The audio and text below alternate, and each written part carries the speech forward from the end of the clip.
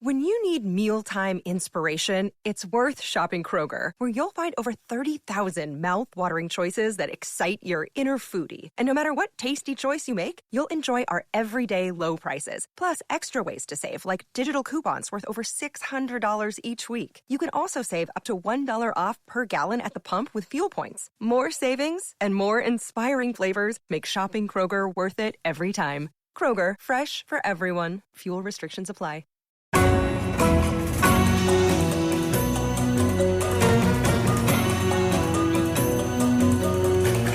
From Wall Street to the White House, this is the Larry Kudlow Show. Welcome back, everybody. We're going to talk some money and politics with Liz Peek, Fox News contributor, syndicated columnist, Steve Moore, Committee to Unleash Prosperity Hotline, WABC radio host of More Money, playing on most of these same stations right after this show. Liz Peek, I go to you. Who is the real Kamala Harris? Bernie Sanders with lipstick. God, I love that. The sexual innuendos are awesome on that point. And by the way, it's a brilliant piece, Liz. Really, it's I'm going to put that in certainly your top 10, maybe your top 5 all-time pieces. But Bernie Sanders with lipstick. What were you getting at? What were you thinking, Liz Peek? Well, first of all, let's remember that in 2020, Bernie Sanders was the front runner for the Democratic nomination.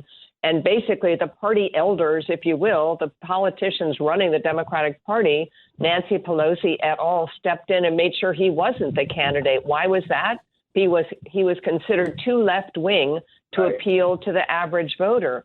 The same is absolutely true with Kamala Harris, and they are doing everything possible to burnish her look, if you will, kind of erase all her past left-wing positions. But they're not going to be able to do it because there are just too many people out there who are saying, yeah, she really was a border czar. And yeah, she really was for Medicare for all and the Green New Deal. And she wants to ban fracking and she doesn't like offshore drilling. And you can come up with like 100 things that Kamala Harris has embraced or dismissed in the past that make her unelectable on policy, Larry. That's the point. And I kind of wish Donald Trump would just go to policy, stop calling her names. Let's get away from all the, Trumpisms that he thinks his followers like. Let's talk about where she would take this country, because I really think people are going to reject her vision. Well, I think you're dead right. And he's getting there. But, of course, his Trumpisms, that's just part of his DNA. He can't help himself. Yeah, I know. But Steve Moore, I mean, one of my favorite ones, John Carney's piece for Breitbart, Kamalaflation. She cast the deciding vote for 2 of your favorite pieces of legislation. One was the American Rescue Act of 2021. That was $1.9 trillion that launched the 9% inflation. And the other was the misnamed Inflation Reduction Act in 22, which was about $1.2 trillion.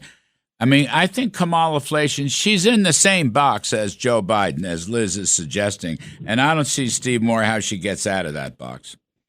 Yeah, I think, by the way, I agree. I thought Liz's piece was fantastic. I love that piece, Thank Liz. you. And I don't have a lot to improve on what you just said. I'll just make a couple of comments. One is that one of the things that surprised me, look, Democrats know that she's not a very good candidate. They know that. But they were stuck with her because she was the VP and there was nobody else they could really tap. And so they're trying to use your phrase, they're trying to put lipstick on this pig. And what's really interesting to me is if I were the Democratic, consultants, I would tell Kamala, try to distance yourself from Biden a little bit, because his policies are unpopular and they were a failure. And most Americans know that. Instead, she's completely wrapped her arms around the entire – she's bragging about the fact that she supported all of these policies. And so I think that is a millstone around her neck because they're not popular policies. You got, 65% of Americans say the economy is fair or poor. And so I think our job as kind of analysts, and you do a great job of this, Larry, on your show, you've been doing a great job of it, is just to point out this is what she stands for.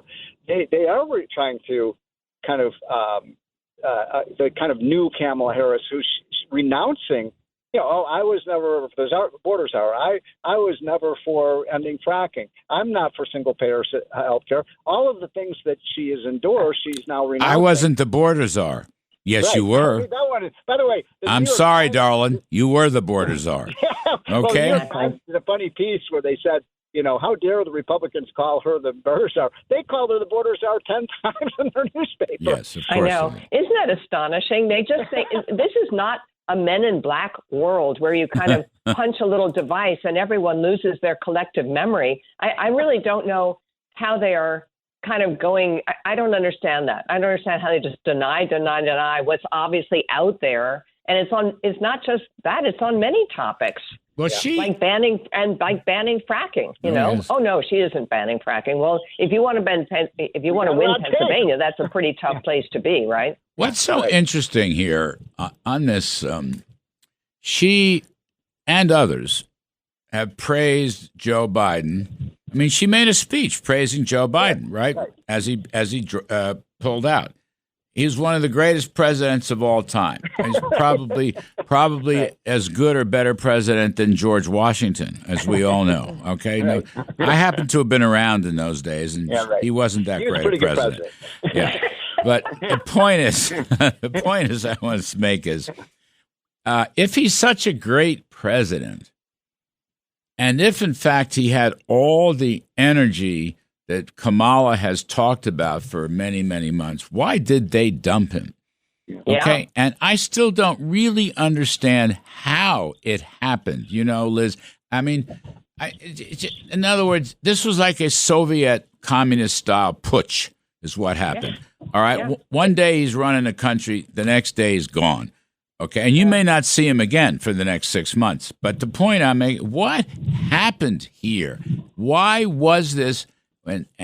Was it just all about the polls? Was that the whole idea? Did the Republican National Convention, which was so good and unified, and with Trump leading the charge of the great speech, that knocked him out? In other words, how did this happen? That's what he didn't tell us in his speech, whenever that was, Wednesday night. That's for sure. What do you think, Liz Peek?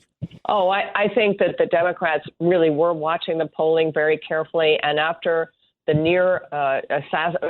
assassination attempt on Donald Trump's life and the incredible unity we saw at that convention and the powerful messages about Afghanistan and about the economy and so forth, I think Democrats absolutely freaked out and realized it wasn't just that they were going to lose the White House. They were going to lose the Senate and also not retake the House. So that's when Chuck Schumer, Nancy Pelosi, the people who really care about Congress and understand that that's just as important as winning the Oval Office, stepped in. I think they went to him, and we know this is true. Schumer sat down with him. Nancy had a long conversation with him. And I assume it was a combination of carrots and sticks. If you decline to run again, we will do this for you. We'll protect Hunter. And if you don't, as Politico reported, it's either the easy way or the hard way, and the hard way was we really will invoke the 25th Amendment, although I actually think that was an absurd proposition because the person who has to lead that charge is the vice president. Right. Kamala Harris had nothing to gain, I don't think, by doing that because either way, she was running for she was going to be president if Biden won, and she was vice president because he's not lasting 4 more years in a position to run the country. And if he stepped aside, she'd be the candidate. So I really think it would have been a stretch to think that she was going to do that. But that's, I think, what they threatened. But, Steve, did they organize a golden parachute for him, a big book contract or some kind of stupid teaching position or some kind of phony, commentator on MSNBC? Was there a golden parachute, you think? Not that. Wait, do you think that being an MSNBC commentator is a prize? Well, wait a minute. He can't comment. Being able to go on the Kudlow show, that is a prize. Well, of course, he's such a good talker these days. Yeah, he'd be terrific on TV. Maybe we'll give him a radio show and pay him $10 million. Well, I think here's the thing about how the whole thing was handled. First of all, it is now laughable that the Democrats call themselves the Democracy Party because Right. it's clear the last two elections they basically handpicked who was going to be the nominee, and so they are the last thing from the Democracy Party. Second of all, I think Kamala has a problem. It just lied to the American people. She was the one who said just 2 weeks ago he's in great health. He's just fine. There's no problem with him. Yeah. So look, that's just a lie, and to say that in front of the American people, which we all know, know what we saw with our own two eyes. I think that's the problem for her. I mean, I find her to be a kind of puzzling character. I mean, she is attractive. She's got a cute smile. She's a woman, and that's an advantage running against Trump. But I can't even. She just seems to flip flop on everything. She seems to not even. I don't know if she's a liberal or what she is. She changes her position every 3 months. Well, the Wall Street Journal editorial on it was that right at the beginning, she said Kamala leans left. I mean, there she is talking about big entitlements, high taxes, no fracking. She didn't pull any punches. I mean, I haven't seen her try to really. I mean, the border czar thing was a stupid. I mean, everybody knows she was the border czar. And then what came next is that she believes that illegal immigrants, did not break the law. She didn't talk to any of the customs leaders, the chiefs of the customs. She wants to defund ICE. I mean, she's kept that drum beat up. Go ahead. I guarantee you, though, in the weeks ahead, you're going to see a new Kamala Harris. There's no doubt about it. She's going to run away from those positions, which are incredibly unpopular. And no, I don't really believe that. I believe, she's going to run as a moderate, and it's going to be tough. But she's going to endorse the Laffer curve. You're going to say she's going to come out and endorse the Laffer curve.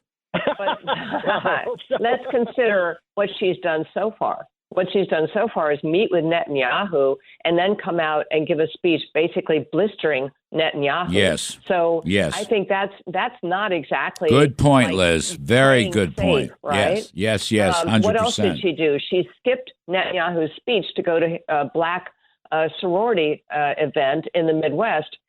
An event, by the way, which went on for 4 days. So pretending that you had a scheduling problem, they could have rescheduled her and she could have acted presidential, presiding over the Senate, which she should have done.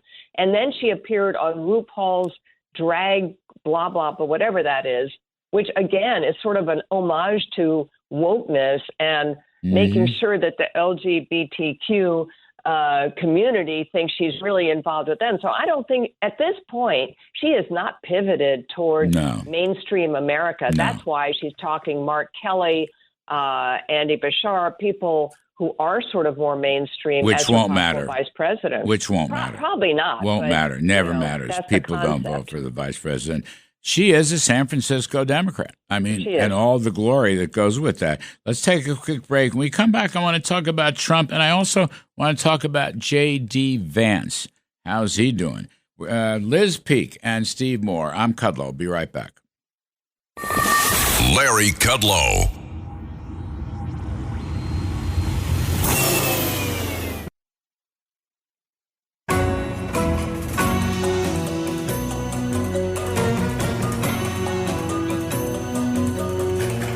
From Wall Street to the White House, this is the Larry Kudlow Show. Welcome back, folks. We're talking money and politics with Liz Peek, Fox News contributor, Steve Moore, Committee to Unleash Prosperity, Hotline, WABC radio host, More Money. Steve Moore, Donald Trump has so far run the growthiest campaign in memory. From the convention speech was terrific. He's been great on the stump, hammering away. Tax cuts, deregulation, drill baby, and he uses the word growth a lot, and I think that's terrific. J.D. Vance, not so much, and I asked you this on the TV show.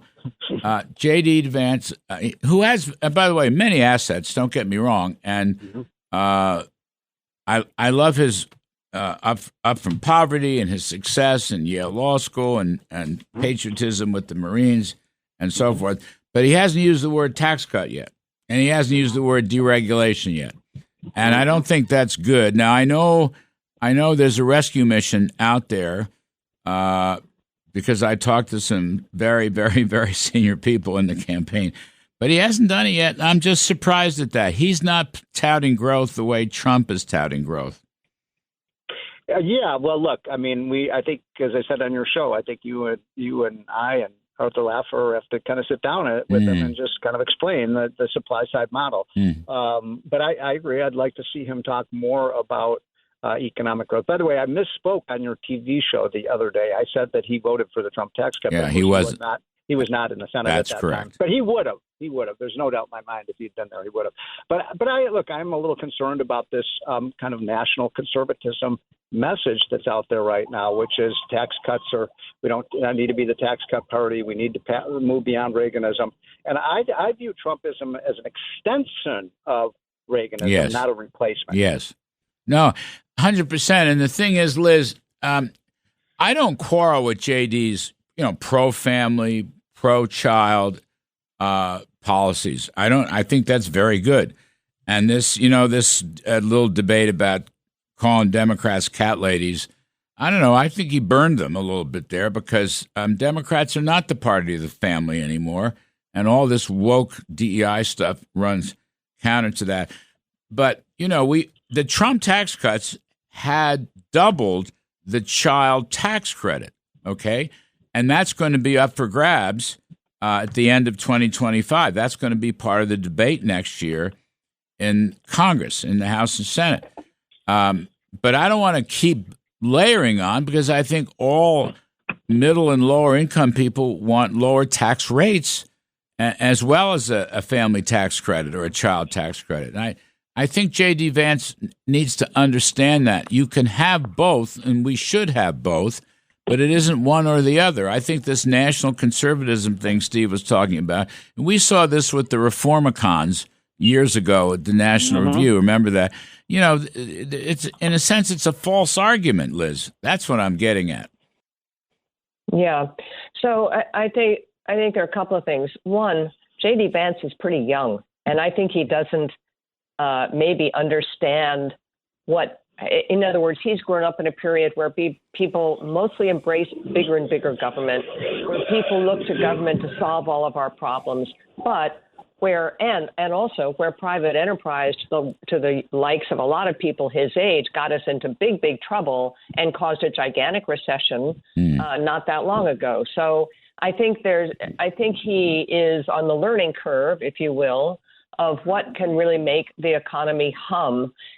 His anti-corporatism we talked about last week, I think it's an issue. And I think that, as Steve said last week, you don't really have jobs without employers. And you can't really constantly bash big American corporations, which lead the world in so many different areas and which we should be not just applauding, but also enabling with lower taxes, with lower regulations, et cetera, which, by the way, some of this he's got to figure out because of his affiliations in the tech industry. If you look at what's going on in tech right now, they are gravitating to Donald Trump.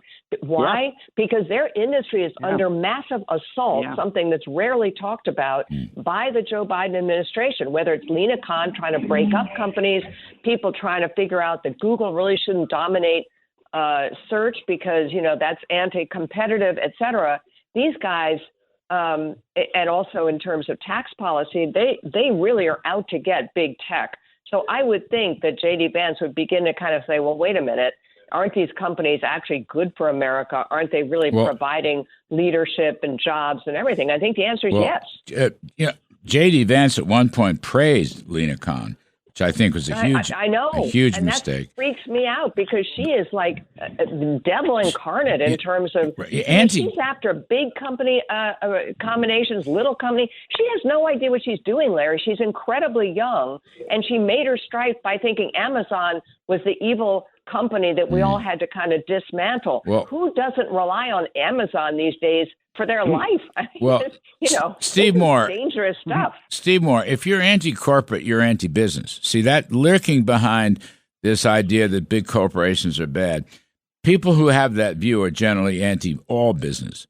And that's certainly where the Joe Biden Democrats are, and that's where Kamala Harris is. They don't like business, period, full stop. And one last point. Yeah. Small businesses, many small businesses do a lot of business with large corporations. Of course. Right. They all sort of go together. And I don't think JD understands that. Yeah, and also remember when you and I first sat down with Donald Trump, what was that, a little over 8 years ago, Yep. and kind of went over the economy a bit. Remember we showed him the chart of the fact that the United States had the highest business corporate tax Yes. rate in the world, Yes. and the rest of the world was 20 percentage points lower. And Trump got it immediately. Remember, he's like, Yep. this doesn't work. And so we need to explain to J.D. Vance that if you raise the corporate tax rate, you're going to put American companies. You're going to benefit China. You're going to benefit Japan, Europe. That's not putting America first. So that is a key point. And also, it is so important that we continue to be the world leader in technology. I mean, Liz is so right. We've dominated that industry. We dominated the internet age. Now let's dominate the artificial intelligence and robotics age. I think he'll get it. But we might have to give him some help. Okay. Liz Peek, thank you very much for giving all of us help. Great column you wrote there. Steve Moore, WABC radio host of More Money, following this show on many of these same stations. I'm Kudlow. We'll see you next weekend. Thanks, everybody.